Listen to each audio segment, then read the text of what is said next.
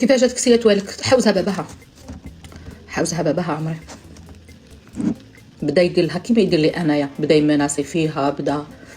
مرحبا بكم متابعي قناة سكوب جزائري، لا تنسوا الاشتراك بالقناة والضغط على زر لايك ليصلكم كل جديد. تسمعها باللي بدلت لها ليسي، هذه الحاجه كنت مدرقتها لكم باسكو كان يسمع هو كان يندب لنا. بدلت لها ليسي هنا في ليسي بريفي قدامي، بعد يسمع طرطق الدنيا. صرحة المؤثرة الجزائرية الطباخة سامية الشاوية سامية شياش بأنها استرجعت ابنتها التي الآن تسكن عند والدها، الآن هي استردتها وهي ساكنة عندها بسبب مضايقات من طرف طليقها والذي هو والد البنت. وجات يقول لها نجيو نحكمك من الشهر، نجي هنا لدار امك، قال لها عندي لادريس نحكمك من الشهر ونهبطك. عيط له الجدارميه توتسويت.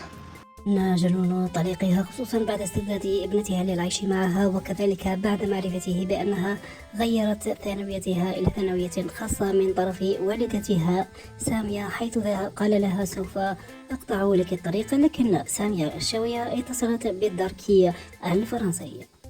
جاي يهضر له الجدارميه، جبت قش بنتي دجاج.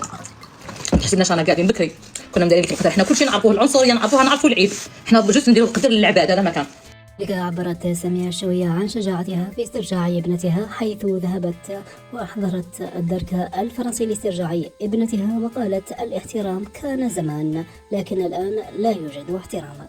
متابعي قناة سكوب جزائري، لا تنسوا الاشتراك بالقناة والضغط على زر اللايك ليصلكم كل جديد. أمسية طيب.